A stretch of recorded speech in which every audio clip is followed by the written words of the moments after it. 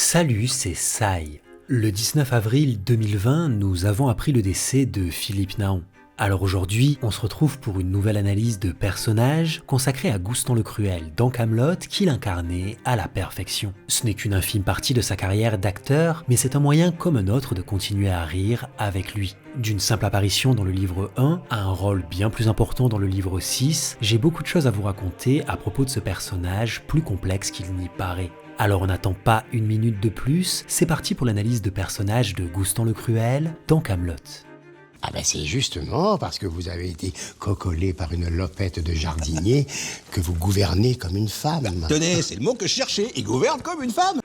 Goustan le Cruel apparaît pour la première fois dans l'épisode 63 du livre 1, un épisode qui porte son nom. Il est le père de Léodagan et donc le grand-père de Guenièvre et d'Yvain. Tout au long de l'épisode, il prend un malin plaisir à critiquer la manière de gouverner d'Arthur. Un plaisir partagé par Léodagan qui le soutient dans chacune de ses attaques. Il commence simplement par critiquer la nourriture, mais en vient rapidement à la question de l'héritier et de manière plus générale à l'éducation des enfants. Partisan d'une méthode d'éducation autoritaire dénuée de la moindre marque d'affection, on comprend assez vite comment Léodagan est devenu le sanguinaire. Mais regardez mon fils, Léodagan. Toute ma vie, je l'ai traité de trou du cul. Eh bien, regardez le résultat. Tout le monde l'appelle Le sanguinaire. le sanguinaire. Goustan le Cruel, Léodagan le Sanguinaire, des titres dont il semble particulièrement fier. Contrairement à Arthur le Juste, élevé par un fermier, dont il se moque ouvertement. Juste. On pourrait peut-être l'appeler aussi le bon, le sympathique, pourquoi pas. Hein. Le mou. Ou le mou. Le mou. Ou le gentillet.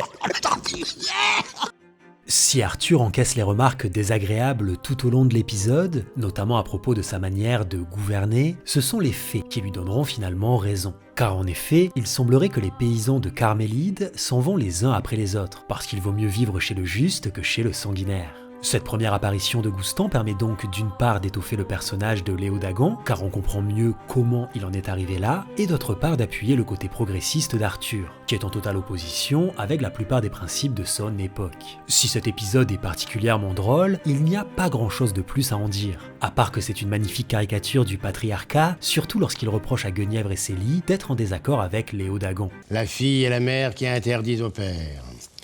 La décadence est en marche. En gros, on pourrait répondre à chacune de ces interventions « Ok, boomer ». Mais ce serait à vos risques et périls, évidemment. Toutefois, c'est dans le livre 6 que le personnage de Goustan va réellement gagner en profondeur.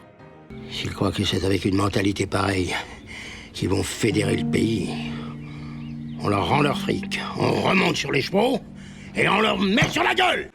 Dans le livre 6, à la fin du premier épisode, Goustan est le tout premier personnage qui nous est présenté du côté des chefs de clan bretons. Il apparaît comme un personnage plus réfléchi que dans le livre 1, étant donné qu'il parvient à arnaquer les Romains tout en respectant les traditions de son peuple, car la notion de serment semble très importante sur l'île de Bretagne. On le découvre donc au moment de la passation de pouvoir entre père et fils, et je ne peux m'empêcher de faire le parallèle entre Goustan côté breton et César côté romain. Deux figures emblématiques de l'ancien temps qui conseilleront chacun à leur manière la nouvelle génération. C'est notamment lui qui sera le premier à affirmer que si Arthur retire Excalibur, c'est qu'il a été désigné par les dieux, et qu'il faudra donc respecter leurs décisions. Premièrement, vous êtes peut-être en train d'injurier un roi désigné par les dieux. Et s'il y a bien un truc dont il faut pas se foutre, c'est les dieux.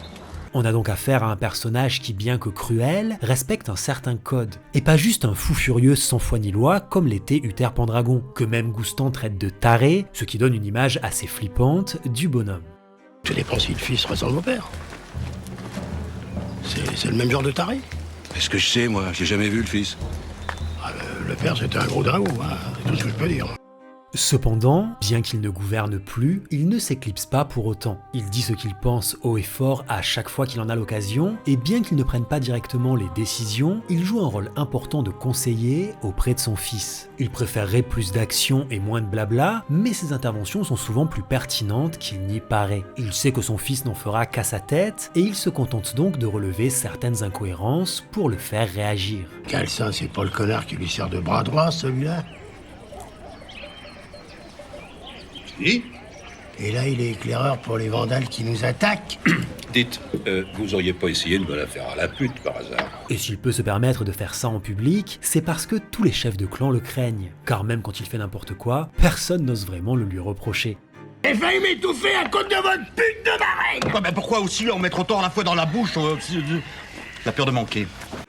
Alors on pourrait se contenter de voir Gouston comme un vieux crouton sénile qui passe son temps à emmerder tout le monde sans discernement, mais je pense que c'est plus subtil que ça. Déjà, il me semble que Gouston choisit qui il va emmerder. Ainsi, sa relation avec Célie est particulièrement intéressante car c'est elle qui gère les repas. Et on voit bien qu'en vieillissant, Gouston a pas mal régressé dans son rapport à la nourriture. Je suis fin prêt. À part siffler, il faudra que je m'arrête pour ajouter des trucs sur les pieds. Nous, on est prêts. Allez. Et si on part assez tôt, on pourra peut-être s'arrêter 2 minutes si on tombe sur des champis. Mais il a dû comprendre avec le temps qu'il avait tout intérêt à ne pas énerver Dame Célie, ce qui est tout de même une preuve d'intelligence, et c'est pour cette raison qu'il ne lui fera jamais la moindre réflexion désagréable, dans le livre 6 en tout cas. La bouffe aussi, c'est de la merde. C'est un friand au pâté, ça? Possible.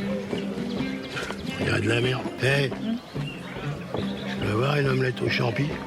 Toutefois, c'est sa relation avec Guenièvre que je trouve la plus touchante. Et notamment quand il prend sa défense au moment où Léodagan et Célie lui annoncent son mariage arrangé. Alors on pourrait penser qu'il fait ça uniquement pour emmerder Léodagan et Célie, ce qui est une possibilité, mais il y a tout de même cette scène qui, selon moi, confirme son affection pour sa petite fille. À l'origine, j'étais sorti pour lâcher une caisse. Mais quand on vous voit comme ça dans le clair de lune, on n'a pas envie de bousiller le tableau. Je vais aller louffer à l'intérieur pour emboucaner les autres fumiers. Un peu comme ces gens qui, en vieillissant, se rendent compte qu'ils ont peut-être raté quelque chose avec leur enfant et qui tentent de se rattraper comme ils le peuvent avec leurs petits-enfants. Gouston est donc un personnage cruel, certes, mais ce n'est pas pour autant qu'il est dénué de sentiments. Et ce n'est pas anodin s'il exprime ses sentiments uniquement pour un membre de sa famille, car la famille est un thème central de Kaamelott. Ceci étant dit, n'oubliez pas que chaque personnage mérite qu'on en parle, si on prend la peine de voir l'histoire de son point de vue. C'est maintenant chose faite pour Gouston le Cruel dans Kaamelott, un personnage interprété à la perfection par monsieur Philippe Naon. Alors c'est ça, la stratégie moderne? Réunir 5 trous de balles en cercle et se balancer des fions? 6. Ah ben j'avais compris que vous attendiez un autre. Non. 6e, c'est vous, père. Ben voilà, bataille de fions. C'était important pour moi de faire cette vidéo et j'imagine que pour vous aussi, car vous avez été nombreux à me la réclamer. Mais j'ai préféré attendre plusieurs semaines par respect pour les proches du défunt. J'aurais trouvé ça dommage de faire ça vite fait, juste pour surfer sur l'actualité, sans respecter une période de deuil qui me semble essentielle dans ce genre de situation. J'en profite donc pour présenter toutes mes condoléances à la famille et aux amis de Philippe Naon. Cette vidéo, c'est un petit hommage sans prétention de la part d'un fan de Kaamelott, tout simplement. Sur ce, moi je vous laisse et je vous dis à très vite pour de nouvelles vidéos. C'est bien! Je peux en avoir un de vos biscuits à la con.